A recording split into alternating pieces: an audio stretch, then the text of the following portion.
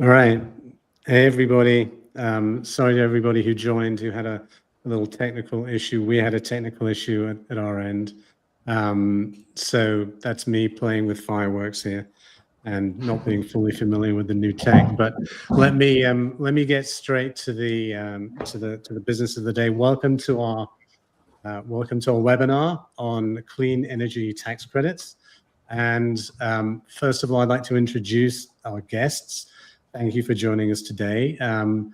Amanda Lee and I first met in the fall of 2023 in the New York Public Library and shared a coffee together. And I've had the opportunity to work with the tech for a while now and to actually talk about that tech with a few people who've called me to ask, what it's all about. So Amanda is a co-founder of Banyan Infrastructure, and their focus is to make it easy for everybody who's participating in the renewable energy space to essentially underwrite deals, manage them, everything in connection with them.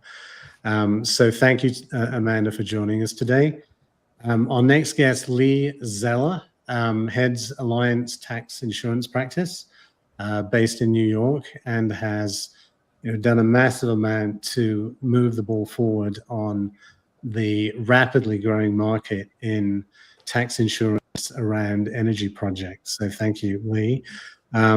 His colleague, Francois, who probably has the coolest name of anybody I know, referred to generally as FX, also works at Alliant and is originating opportunities that then Lee and his group can get closed.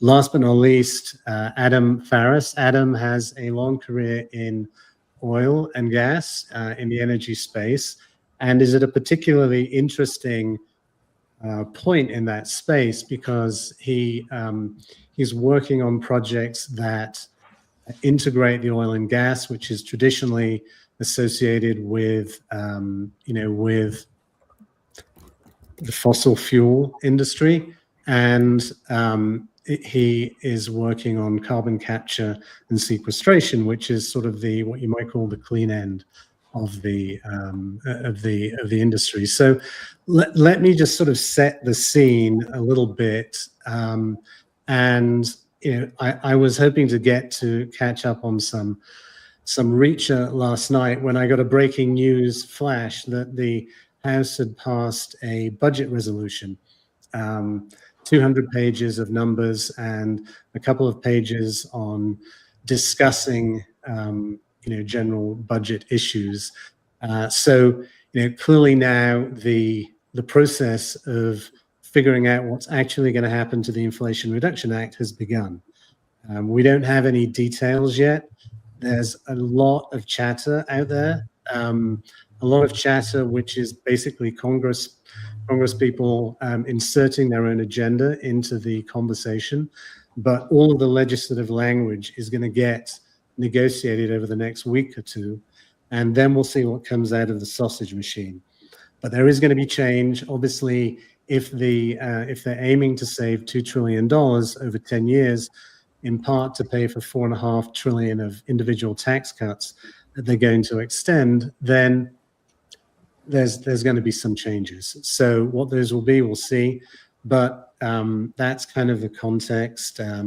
So let me just start, Amanda. Maybe since your business is to help those who are involved in the industry, in the space, doing projects, to get their projects done more easily.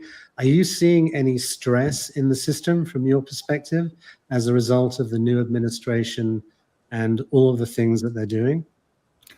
Yeah, so maybe at the highest level, and thank you again for having me. At the highest level, uncertainty is always difficult for projects, right? And difficult for financiers. But the best thing that we've sort of seen, and which should hopefully give optimism, is that this is an industry that is gone through a few cycles of uncertainty in administrations, uncertainty around political outcomes, and has bailed through. So we're definitely in the stage now of, as you put it, right? We're not too sure where things will end up. but people have sort of started to therefore diversify their strategies and make sure there are strategies in place for a variety of outcomes, right? And I think none of those strategies include like throwing in the towel and saying this, this industry therefore is not viable, or hey, we need to pause everything and wait till the dust has completely settled. A lot of the ways we see our customers adapting is saying, hey, while we're moving forwards in some ways almost as business as usual in certain projects, there needs to be a consideration for, as we think broadly of this year's or the next 4 years of strategies, right? Which technologies from financiers' perspective will come the best out of this, right? Things like energy storage, regardless of various tax credits or growth, is going to be really important for a number of technologies to be able to help firm, and therefore maybe is a safer bet, right? As we think around geographies and places that you may play on projects, perhaps those that have bigger state incentives, et cetera, will be a better place to invest in that time. And partners, especially then, right? Partners who are less dependent on any sort of federal dollars or these programs being 100% in place will be important to have as well. And so there's certainly an effect, but the effect is, I think, one of resiliency, where we're like, hey, given that there's some uncertainties, how do we make sure we have the right strategies, the right partners, and the right investments in time that, regardless of where we sort of land in the various ways that one can chop at existing regulation, we're going to land in a place of growth. Because certainly, America needs energy, America needs infrastructure. Let's just make sure the dollar is going to places where everyone makes money. Yeah.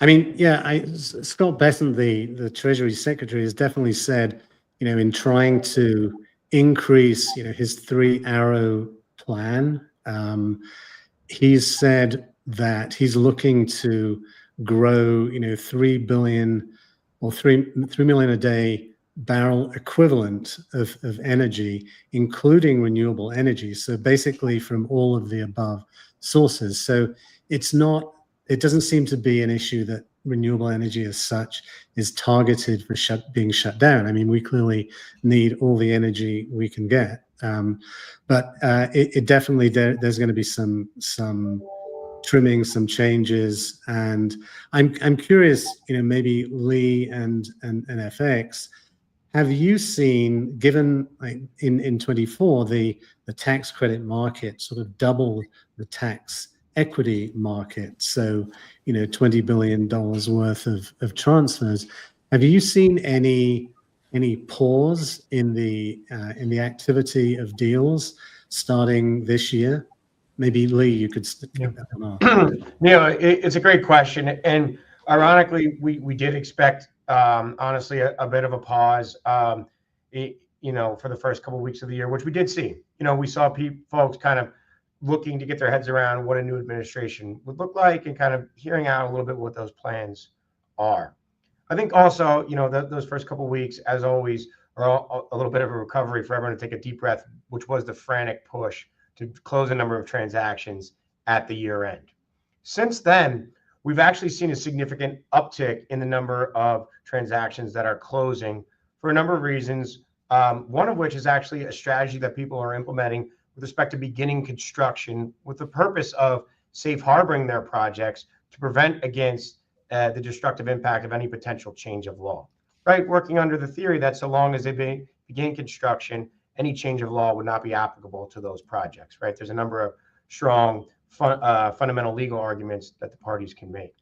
And as insurance kind of ties along to that, we're implementing policies that protect against and confirm that the begun construction date was X, which would be the foundation of any argument that the parties would bring in order to defend that X law did not apply to them. I don't know, Francois, maybe some additional color there on what else you're seeing from the clients that you're talking to. No, I think thank you, Lee, and thank you for having me. No, I'll just add a couple of points. I think from what we see from a client perspective, it's true that some of our clients are trying to accelerate the transfer of their credits because they're not sure about the near future. So we're seeing, for instance, deals that last year closed, relatively late, and now transfer of 2024 credits are accelerating, in particular, 30C credits, for instance, or some that are maybe more at risk than others. And then the other thing that we see from a client perspective is, they want to make sure that they're protected in case of a change of law. And so that, that's something that we can talk about as well. The insurance market will cover some of that, in particular if there's a retroactive effect. But obviously it's difficult to cover complete disappearing or abolition of the tax credit market. We've had requests to ensure, for instance, an opportunity loss. If tax credits were not transferable, if, for instance, the 6418 legislation was abolished. This is the sort of request that we see from clients these days. And how are lawyers reacting to that, Francois? Yeah. Are they pushing? Are they pushing back hard? Are they changing their position a little bit? No, I think we've had discussions on the change of law in the future, or the complete disappearing of the tax credit market for some tax credits, and obviously, so it's something that is impossible to insure. Insurance companies don't take a bet. They don't insure something that doesn't exist, or either there's a transfer and then they can insure anything that could affect the credits or the transfer of the credits retroactively, but obviously not a complete change in the market, or the disappearing of this market. So, Adam, your particular credit of interest, right, is 45Q, right, which is a carbon capture and sequestration credit. And that credit has some interesting characteristics, because it could be either you could have a vertically integrated, emitter of the carbon and a sequesterer of that carbon. So it's all sort of self-contained. So it's clear where the credit is, where it's generated, where it's used. And you could also have a situation where you have the emitting counterparty and the sequestering counterparty being different. And so they have to come to a commercial arrangement. And in some ways, that's sort of the analog of transferring that credit. You're transferring the value between two parties. And I know a lot of these deals haven't yet happened, but what are you seeing in terms of the way that people are focusing on projects, and people who are supplying capital are focusing on projects and reacting to this administration? Well, thanks for the question. Thanks for having me. Certainly, it's a fluid conversation between the capture and the emitters, and even the surface owners. People are getting, educated in terms of what does that revenue stream look like, and what does that split look like. So far, it's been just a controlled by agreement, individual agreements between emitters and the storage facilities, and even the surface use. So, it's so fluid right now that I'm certain that there's not one circumstance. We've got multiple projects going, and they're all different, right? It's completely dependent on the type of emitters and the surface ownership in the area. Right. So your particular corner is, I think, Monroe, right, which is the entity I'm familiar with, Monroe Sequestration Partners, and your focus is in a particular state, and that state, has a number of, emitters. And are conversations beginning to heat up? I mean, on the one hand, you have an energy secretary in Chris Wright, who's very much in tune with what the emissions part of it is, and what the whole kind of incentive packages are. Are people excited about this team that's now in the energy seat, or are they nervous about the potential restructuring of credits? Right. So I think that everybody's kind of, to your latter point, everybody's watching intently in terms of what, if any, impact it has to the credits. You know, the whole ecosystem of associated with carbon capture and sequestration is heating up. You know, more and more people are entering the room. People both from the emitter side, the technology side, and the asset development side.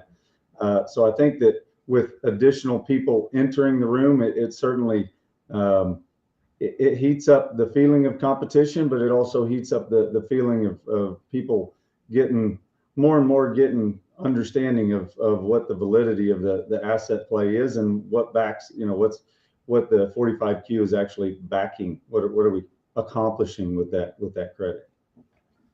And I mean, it's a credit that's been around for a while, right? It's been very much of a bipartisan kind of an incentive. And so to the extent that I've heard any chatter at all in terms of shaping the legislative language, it's been quite positive about 45Q. The question is, are they going to, you know, make some stipulations about the size, you know, the overall size of the sequestering and emitting counterparty to focus the credit on the larger players? Is that something you've heard anything about? No, it makes sense as far as a contemplation. You know, any adjustment to that makes people kind of reset. And at this stage of asset development and project development, any reset is not, you know, what we're after. And so I think with knowing Chris Wright and his background, it would surprise me if he found it productive to inject into this space, because like you said, it has had a bipartisan agreement for a long time in terms of just the value of doing this. So I think it all comes back to communicating the value to everybody and everybody involved understanding that. And I think that everybody feels generally positive that there's not going to be a major change in this. I'll leave it with one last point is, you know, there's an argument that says, well, Exxon, the biggest CO2 and sequester company should, you know, we can trust them, but should it be entirely privatized or, you know, and I would just argue that all industries have seen a value in entrepreneurialism and private capital going to work and being efficient and showing efficiencies both across the shale progress as well as, you know, I think that this lends itself very, very much to expertise and innovation. So Lee, maybe it's worth spending a couple of moments on staying on 45Q. Has Alliant seen any of those deals? Is that credit familiar to you? How are the underwriters thinking about that? Yeah, you know, certainly there's a lot of excitement from the underwriting community with respect to 45Q projects, right? It really pulls in all areas of insurance expertise, not just tax, but obviously the engineering that goes into the background that's required to it. You know, so the Alliant team has seen a number of 45Q projects, most of them being, you know, pilot, smaller type projects out there on a much very, very small scale. From an insurance perspective, really what the carriers are, you know, highly focused on is actually the engineering around the sequestration site itself and the risk of any leakage, right? That's really where the credits, obviously, as the parties on this call know, you know, the credits crystallize or are generated once the CO2 has been sequestered, right? And that's really where the tax insurance play comes in. But, you know, as I'm sure Adam and his team are working on, there's also the risk of the leakage of the CO2 in transit, right? And that is an issue that other lines of insurance are working to address so that, you know, at that point, you wouldn't actually have a tax loss. So it wouldn't be covered under your tax insurance policy. But some of the, you know, largest brand name carriers, quote unquote, that you've heard of, you know, they offer a full suite of solutions that get you from emitter to sequestration when the credit actually exists. And I think building a solution that is robust and complete in its approach is really the key to offering, you know, Adam and his peers an insurance solution that allows them to be nimble and close their transactions. Yeah, I mean that's a great, really a great commercial for Alliant in terms of your ability to address all of those different components, right? To bring that whole package, because there is, as you say, a lot of opportunities for things to go wrong in that sort of chain from emission to sequestration. I'm curious to know, like from your point of view, Amanda, when you are seeing projects coming through, what would the majority of what your clients are working on fall into? Are you seeing any of the, 45Q, maybe not 45Z because it's so new, but any of the hydrogen, the nuclear, or is it mostly like wind, solar, battery, hydro? Yeah, I'd say it's mostly on that end of it. So mostly on solar, wind, energy efficiency, storage is the majority of our customers. And many of them are curious and looking around the bend, right? But you remember, we work with, for context, investors, banks, and owner operators. But there's almost a correlation between the larger the bank, and the lower the risk appetite for doing something very innovative and very new, right? The more it feels like, hey, this is a first of a kind financing or first of a kind technology, there may be less of an appetite for the risk. I think the caveat to that is that, oftentimes larger banks will do like a pilot around that and see how it works. But to truly develop a program, right? We have to remember even, plain old vanilla energy storage has taken many investors, years to develop a scaled financing program to do standalone storage. It's going to take years to develop these other programs as well. So in that case, right, a lot of sympathy for, as you're trying to develop a scaled program, the uncertainty can really change how, hey, are we going to invest here to have a new innovative program as a financier, or maybe invest elsewhere since there is this uncertainty. For the more mature technologies, again, solar storage, obviously there's still some exposure to various programs being cut, but there's some already commitment to having a program and exposure to investing in that space, right? So something as mature as solar, you're likely going to maybe just have a different strategy about how you approach it, maybe different, estimations or forecasts for how big they'll be, different partners, as I mentioned earlier. We're not going to be like, hey, I'm going to axe that program because this policy has changed, right? So, I mean, you mentioned a lot of these projects take many, many years to come to fruition, and Banyan is a relatively young company. How early in the process are you engaging with your clients? Because I mean, my experience of your system is that, you really are offering a sort of best in class type of a process and product to enable people to standardize and, automate some of the processes around getting their projects ready for, being considered by investors and banks and so forth, which means, a lot of the things that Lee and Francois are covering in their process, which is making sure all of the boxes are checked, that gives the project the best chance of getting what it needs from the market in terms of capital and insurance. Are you engaging pretty early with some of your developer clients to help them get themselves in the best place? Yeah, I think that is ultimately the goal, and thank you so much, Neil, for the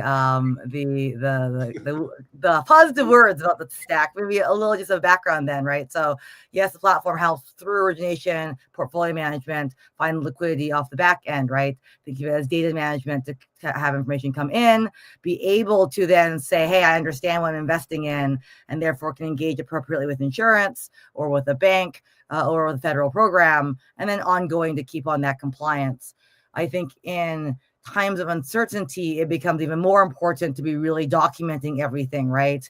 Because the last thing anyone really needs is to say, hey, on top of my uncertainty around federal programs, I'm also having uncertainty about the deal overall, right? And so even, pre-IRA, we were all very much about documenting, getting clarity around risk and reward, both upfront and ongoing. And the more nascent a developer or nascent a technology stream, I think the more important it is to make sure you have that all tied up in a row to sort of showcase, right, that like, hey, the bare minimum, like the parts of the deal that are strong are clear that there is no risk there, because certainly in new technologies or technologies that have now regulatory risk are going to have more scrutiny, right? So let's make sure that you're not also scrutinizing your EPC contracts or your offtake agreements or whichever else that is. I think in practicality speaking, though, right, it's often harder for those who are also grappling with the changing landscape. You're emerging technology, you're a newer developer, to also be managing a lot of systems and tools, right? And so we do have an entire thesis around helping emerging funders, emerging developers be able to get financing and have all their books in order. But it's also a lot more difficult at that point, right? Most of our customers are more mature entities that have a large book of business and therefore at scale and are trying to really move a lot faster. And have the resources to engage, right? And so there's a little bit of both. I think we're trying to be empathetic at the moment that people are going through a lot and partners are helpful, and so we're trying to do our part and lean in and allow for those navigating these the new administration to have the tools they need to at least showcase what is at risk and what isn't. Right.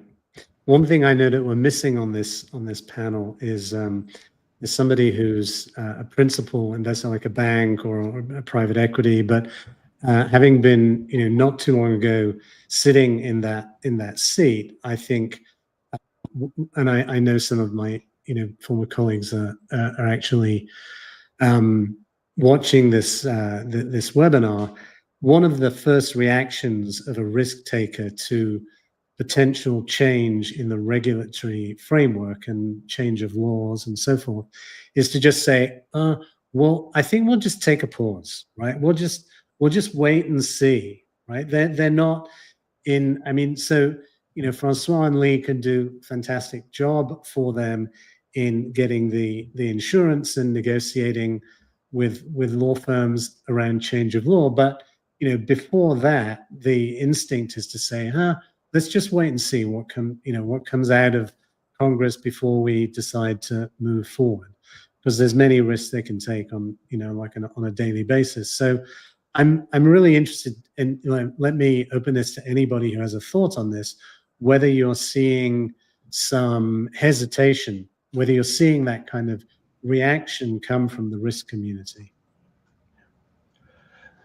Maybe I could just jump in here real quick, because I do really think that this is, as you correctly pointed out, this is a significant opportunity for insurance to help kind of bridge that gap and kind of create that certainty, right? So the tax insurance solution was really created to be able to provide that financial certainty from developers to tax equity, where that established balance sheet wasn't there to back the indemnities that they were providing with respect to the quality of the credits themselves, so that the credits would exist. And so what we're really leveraging is we're getting involved, as Amanda was talking about, getting involved very, very, very early in the process, especially with newer developers, sponsors that are entering into the space, and not only putting tax insurance in place, which will guarantee the credits themselves and protect against retroactive changes of law, but also putting together technology guarantee type solutions as well from an insurance perspective, right? So we have insurance companies that we work with that will provide a guarantee that a technology is fit for purpose and will generate the electricity that it says it will, right? One example of this is in the fuel cell space. That has allowed very traditional and very conservative tax equity to enter into the space and not only act as a tax equity investor, but also in certain cases act as the syndicator of those credits as well. Putting a serious brand name behind a new and evolving technology has created tremendous opportunities for that developer and many others in other spaces. Other areas where insurance has been able to kind of bridge that gap between confidence, in a new technology or maybe a new code section, for example, as the adders became, more prominent, in the last couple of years, obviously implemented by the Inflation Reduction Act. People had some hesitancy about what domestic content would look like, how we would do the diligence with respect to that. And so by placing domestic content policies for battery, for fuel cell, for solar, for wind in the last couple of years, we've been able to bridge a gap where traditionally tax equity wasn't comfortable by doing their own diligence, but by having the insurance backstopping that XYZ project qualified for the domestic content adder, it allowed the sponsor to monetize those additional credits in a way that otherwise wasn't available to them. And now as parties get more comfortable, the insurance has become less expensive in this area. It's become a much more streamlined, diligent process. But it's just, we view ourselves as a facilitator of the transactions to make it easier for all the parties involved. And I think as we mature in that market, we continue to create opportunities for new players, which is also, we understand brought down the cost of financing as we've kind of broadened the base of available investors out there. And Neil, one of the topics that you brought up was just private equity and the investor market, and their typical behavior to any level of uncertainty is pause. And I think that, the trends that we've seen is an increase in interest. So a higher level of confidence in the space that we're in, which is sequestration. And so from the investor audience, you see more and more projects being funded and more teams kind of spinning up. I think that the overall solution, our intent is to be a market leader in carbon sequestration, but the overall solution itself is tangible. People like that aspect of it. And so I think that people got confidence that the new administration wasn't going to change it enough that it was going to get in the way of it.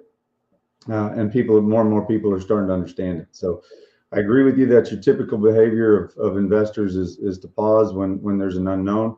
But so far, I haven't seen that transfer into our speed of capital and availability. That's great to hear. I think when you talk to investors, what are they more excited about? Burying the CO2 forever, or the possibility of using it for enhanced oil recovery? Do they have a preference one way or the other? There are different projects for sure, and certainly the same investor could be interested in both types of projects. I think the biggest attraction is it's a solution of what to do with the CO2 stream. We've got a lot of CO2 streams in a lot of different industries of the fuels and power and bio and timber. And so you got a lot of these streams that want to be climate conscious. And so finding an economic solution for that to be buried, and then, having the 45Q to go along with it as a revenue stream, I think, it draws a lot of people to it, and people more and more are starting to get familiar with it. Mm-hmm.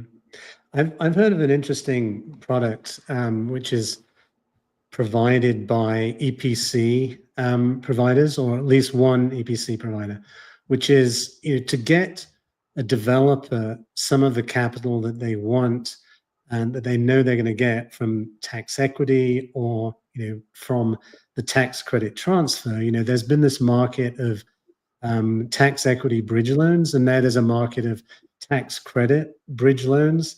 But the key constraint is, of course, can the lender get comfortable that the project is going to get built? So, I know of one EPC provider that is offering it's almost like an owner's rep type of insurance, where they will oversee the project, make sure it's getting built in the right way, for a modest fee.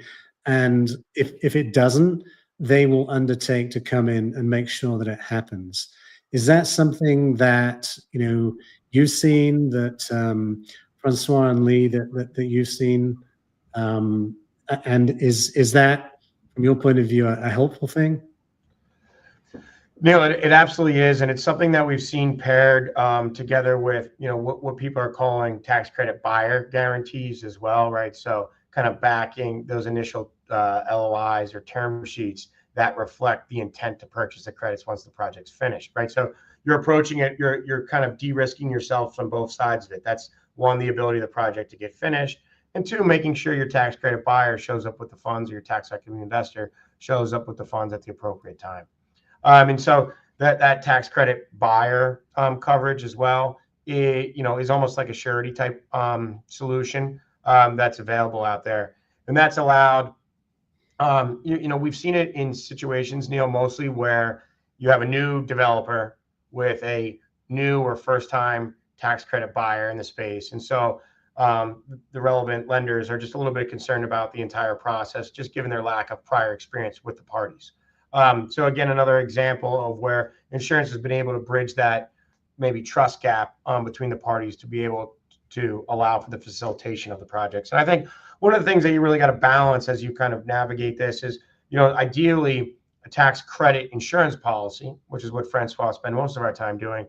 In the event, we'd love to have that just be enough to get the lenders comfortable, right? So that they can collateralize themselves against that, and with the assumption that the project's going to be finished and that the buyer will show up with the funds at the appropriate time. But those other two solutions, Neil, that you had mentioned are a way to kind of provide that extra enhancement there to get the parties across the line. And so do we see it on every transaction? Certainly not.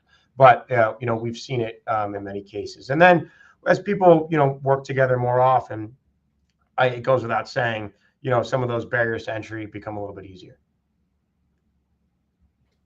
I mean, Adam, you mentioned the innovation component of this, the entrepreneurial component of this. Companies, not always the majors, right? Companies who are setting up to actually take advantage of some of the opportunities that they see, and which is a great thing. I'm sure from your point of view, Amanda, you're constantly adding new drop downs to your menus to take account of the different options that people are developing around the different levels of risk that need to be covered off in projects.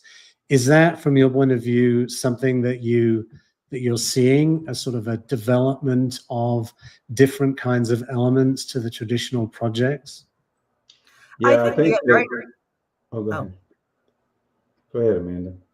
Yeah, I was just gonna say, first, just to echo that, yes, innovation is going to be key to get through any sort of changes. And this is a relatively young industry in many ways, right? I think almost everyone I see at a conference and a webinar, everyone around the table here is an innovator. And so I feel like it allows for some of the greatest risks to be buffered through, because we're able to innovate through them. Right. And so the goals are not to say, hey, there was only this one financial structure with these one set of partners, with these one set of insurance products, with these one technologies that can allow for me to invest in the space. It's been evolving, quarterly, yearly, anyhow. This just forces innovation into a specific area. Right. And so that's where I think it's really exciting. I'd say a lot of the lack of pause is that people are just spending a lot of effort going forward in the directions they feel are safest. So as opposed to, hey, saying like, I just stopped doing everything. I have dollars. I want to put them into this space. And therefore, I just need to figure out how to maneuver into this broader area. It may not have been in certain technologies before. It may not be with certain structures. I may need to add more insurance. I may need to partner with some sort of state or capital, but I want to get these type of projects done. And so we are seeing a lot of innovation as people try to figure out ways of broadly keeping their strategies, but in the narrow area, change them enough to, be profitable in a variety of scenarios. And when you think about decarbonization in general, so the higher level term decarbonization, innovation is going to drive that everywhere. And I failed to answer one of your previous points about the enhanced oil recovery, the use of CO2 to enhance existing oil fields and existing oil recoveries. Certainly, that's one of the terrific uses of CO2. There's a lot of these emitters around the U.S., and I think for the decarbonization process, in some cases, storage makes sense, and it's your only option. And when I say storage, I mean sequestration, burying it for forever.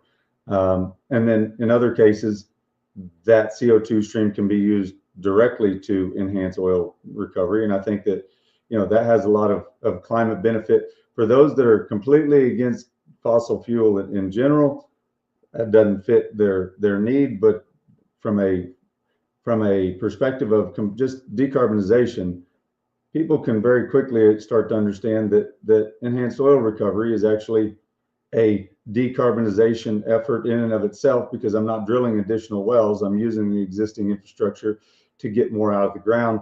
The CO2 goes in the ground and is there for a long time, and you have the option kind of what to do with it once it's done. But in a lot of cases, it's plugged. And so, I think that both just give an example of how innovation can change this industry. And I think that the decarbonization process as a whole is going to be innovator driven, just because the economics of each of these, you look at the economics of some of the other projects we're talking about, in other sectors of renewable energy, that really struggled with the early stage economics and innovations and people getting more and more expertise in it. You start to see economies of scale take place. Yeah, and in terms of innovation, I've had a couple of conversations with people who, amazingly enough, are using old wells to put geothermal equipment into those wells, to put it down into the core of the earth, to use the geothermal equipment to generate, access to tax credits, and then to use it to power surface Bitcoin mining operations, which, at one point in time, I thought Bitcoin mining was just, a horrendous use of power. But actually, it turns out it can provide, because it can turn itself on and off pretty quickly, it can provide some economics to slot into the overall, power generation picture and make the grid a little bit more robust. So you never kind of, I'm always amazed at the amount of innovation that comes about when the government puts some money on the table. And not to say that they're picking winners and losers, but just to say, hey, if you want to go down this path, there are some incentives for you. And so I think that's one of the things that, and I'm conscious that we should move into, see if we have any Q&A in a second. But as you think about, and I know maybe it was structured this way, the Inflation Reduction Act has dumped about $130 billion of benefit into red states, which, when you look at the overall map, is not hard to do, because there are much more red counties than there are blue. But that is presumably going to act as a little bit of a brake on some of the more extreme voices who may want to just completely remove the Inflation Reduction Act from the picture. And so, it's a troubling kind of a time, not knowing exactly how it's going to work out. But I think, we know that the renewable energy industry during the first Trump administration actually did really well. I mean, it moved forward. It was essentially left alone, and in some respects, the constraint on importing steel from China that was highlighted during the Biden administration may have done more to, hold back some aspects of the industry than the prior administration. So who knows how that's going to work out. But let's see if we have any questions from the audience. Not seeing any so far, so we can we can certainly carry on. I'm very curious to know, in terms of the insurance practice, what percentage of the flow of credits that you've been insuring is going to wind and solar and batteries, and solar paired with batteries, versus anything else? I mean, is it like 90% that and then 10% some of the other credits, or is that percentage changing? Neil, great question. I think it is changing. I think if you asked me this question 2 years ago, I would say we were probably 60% solar, with a fair mix of everything else. I think that solar number has actually come down, but that's only because the other types of projects have increased. So the vast majority, I would say 75% of the transactions that we work on are solar, wind, or battery. And many of the batteries are standalone, but a number of co-located batteries as well. And then the other kind of mix of technologies, the other 25% by volume, not necessarily of size of project, but by volume, is made up of fuel cell, some electric vehicle charging credits, some of the alternative fuels, and 45Q. There's a lot of discussion certainly about 45Q, but from a tax insurance perspective, the number of transactions that we see are just limited. And that's for a very, very practical reason, in that most of those that are involved in the 45Q space have their own tax appetite as it is, right? So they don't need the insurance to help facilitate their transactions. So that, just a very, very practical item there.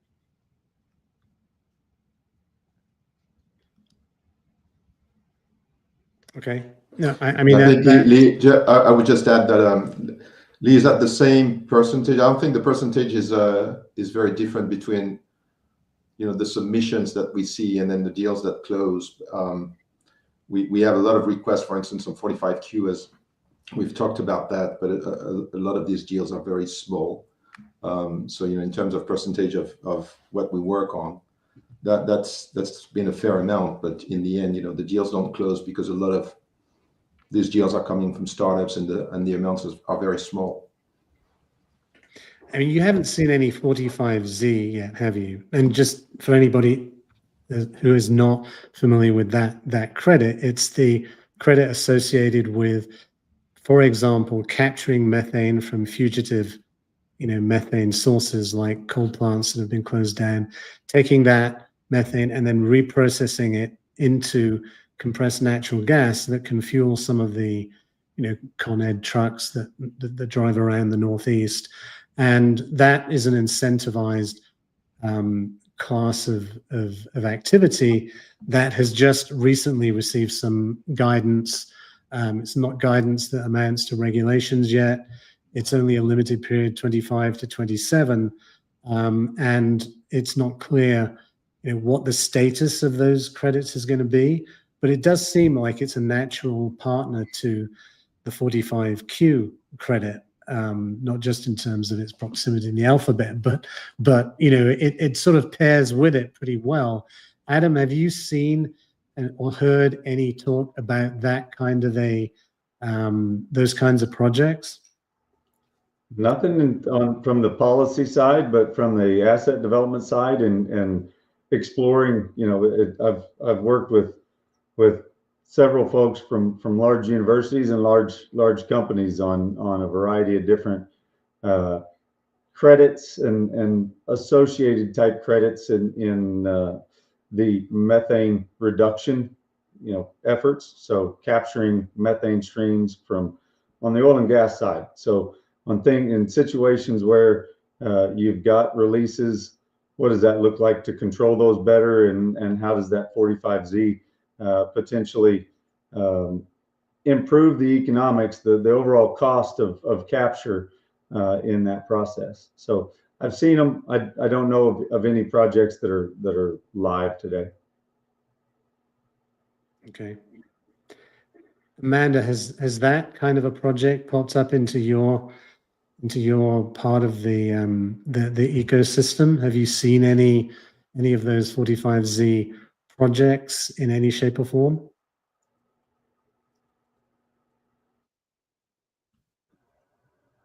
Sorry there, it cut out for me for a brief moment. So the question is, have you, in terms of your clients from the developer perspective, seen any 45Z, methane capture and reprocessing projects? No, similar to the above. Again, most of our customers, solar, energy storage, Okay. Winward, we're definitely about the scaled customers here. Again, Okay. but all very curious. But where we're talking about who's moving billions and sort of more small scale projects. And that's, again, the majority of our business. Okay. Well, look, I think it's getting to be about the time to wrap things up here, and I wanted to make sure that everybody has a chance to, if there's any unfinished thoughts, comments, or observations that you have on what's going on in the, the policy landscape or the, the credit area, and any concerns or considerations about that, now would be a great time to share those. So open the floor to anybody who has any thoughts on that. Neil, I don't have any additional comments to what you're talking about, but I appreciate you hosting this, because I think it brings visibility to the real conversations that are happening, behind the scenes, and a lot of times, opening that up is a throughput to advancing faster. So I appreciate you hosting this and doing that. Sure. I mean, look, it's the single most important thing economically is to have a robust energy infrastructure and have a robust energy generation. I think, that's become more and more apparent. So, the opportunity to increase the number of generation sources, incentivizing them, seems to me like a great use of what you might call industrial policy on the part of a government. So I'm hopeful that the title to this was, will Congress take a sledgehammer or a scalpel? From some of the lobbyist contacts that I have, the vibe is definitely more scalpel than sledgehammer, notwithstanding some of the rhetoric. And I think we're all sort of getting used to navigating the landscape of rhetoric versus reality, right, and separating the one from the other. And definitely, energy is front and center for all the things that are happening. I was having a conversation yesterday with somebody who said a lot of investment focus from the venture side is moved from Bitcoin mining to data centers, simply because there's a 10x multiplier in terms of the returns that you can get out of a data center versus out of Bitcoin mining. The margins are very similar, but the volume is so much greater. And if we're going to power all of these data centers, we're definitely going to need that. And associated with those data centers is typically the ones that are trying to achieve net zero is a sequestration effort. So you've got a power component, the data center component, and what am I going to do with the emissions component? So it is driving the data center world, and the word data center is certainly a super hot topic. Yeah, there's certainly a greater demand for more electricity, and this is not going to stop. And so renewables are part of that. It's created tens of thousands of jobs, if not hundreds of thousands of jobs in Republican-leaning states. So we don't see, and what we're seeing on our side from an insurance perspective is that the flow of deals hasn't really been going down. So people are accelerating the transfer of some of the credits, but we're pretty optimistic as to the future. As you said, it's more a scalpel effect than really a sledgehammer, at least from our perspective, from what we're seeing. Yeah. And same here. I feel like a lot of the way it feels like a sledgehammer, even though it looks like a scalpel, is some of the rhetoric. And I think it will do us all well to try to bring the rhetoric back to, we're building energy, right? We're building infrastructure. We're in local communities. Developers are in local communities building systems that help decrease costs of energy, make your air and your water cleaner, allow you to have transportation that is cheaper. These are very, needed items that, should not be partisan at all, right? And so the more we can bring the rhetoric back towards that, and you're seeing a lot of people do that, right? Which is like, hey, we're talking about, it's very bombastic in the news right now, right? Like people are tweeting things in a way that just feels like there's like some sort of war. And the more we're like, no one's having a war. No one's disagreeing that we have a huge amount of data needs coming up, and therefore all data sources, energy sources humanly possible need to be applied. No one's disagreeing that rural local communities, often in red states, need to have new infrastructure because old infrastructure is decaying, right?